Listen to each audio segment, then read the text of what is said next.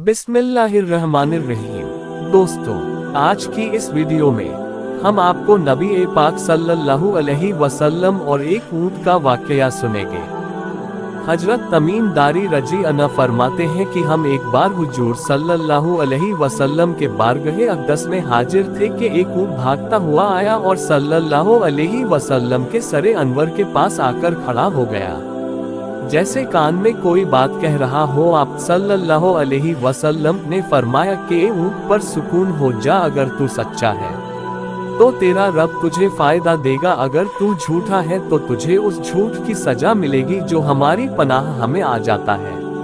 अल्लाह ताला भी उसे अमान दे देता है और हमारे दामन में बना लेने वाला कभी नामुराद नहीं होता। हमने अर्ज किया, रसूल अल्लाह सल्लल्लाहु अलैहि वसल्लम, ये ऊंट क्या कहता है? आप सल्लल्लाहु अलैहि वसल्लम ने फरमाया, ऊंट के मालिकों ने इसे ज़बह करके इसे खा लेने का इरादा कर लिया था, तो यह उनके पास से भाग आया है। तुम्हारे नबी सल्लल्लाहु अलैहि वसल्लम से मदद मांगी है। हम सब अभी गुफ्तगू में मशगूल थे कि उस ऊंट के मालिक भागते हुए आए। ऊंट ने उनको आते हुए देखा तो दोबारा हुजूर सल्लल्लाहु अलैहि वसल्लम के सरे मुबारक के पास खड़ा हो गया। अब आप सल्लल्लाहु अलैहि वसल्लम के पीछे छुपने लगा। उनके मालिकों ने अर्ज किया, या रसूल अल्लाह सल्लल्लाहु अलैहि वसल्लम, ये हमारा ऊंट 3 दिन से हमारे पास से भागा हुआ है और आज ये हमें आपकी खिदमत में मिला है। इस पर आप सल्लल्लाहु अलैहि वसल्लम ने फरमाया, यह मेरे सामने शिकायत कर रहा है कि ये तुम्हारे पास कई साल तक पला बढ़ा।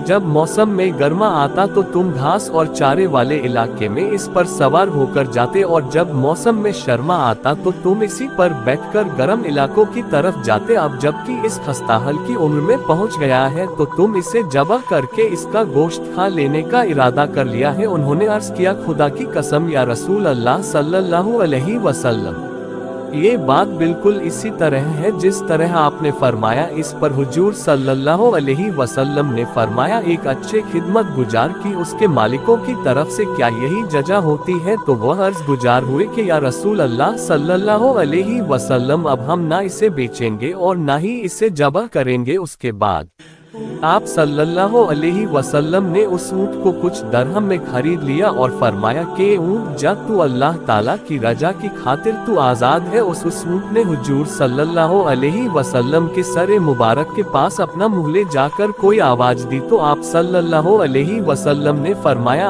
आमीन। उसने फिर दुआ की।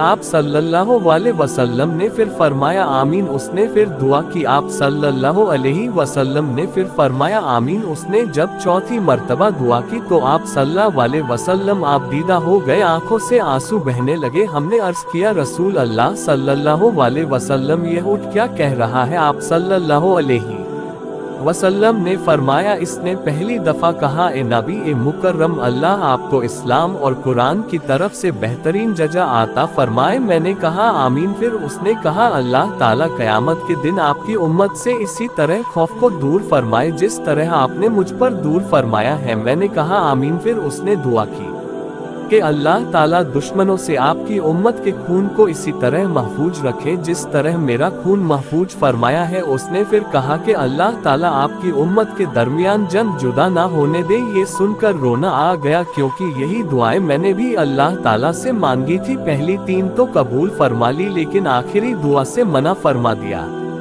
जब जिब्राइल अलैहिस्सलाम ने अल्लाह ताला की तरफ से मुझे खबर दी है कि मेरी यह उम्मत आपस में जंग करके फना होगी, जो कुछ होने वाला है कलम उससे लिख चुका है।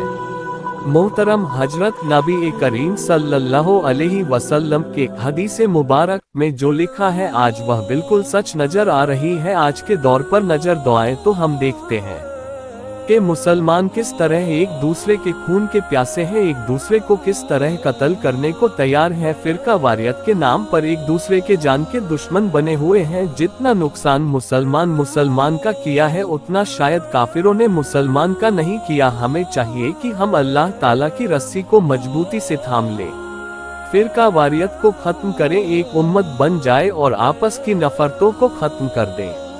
मुसलमान का भाई है, आपस में प्यार और मोहब्बत से रहे। अल्लाह ताला हम सबको समझने और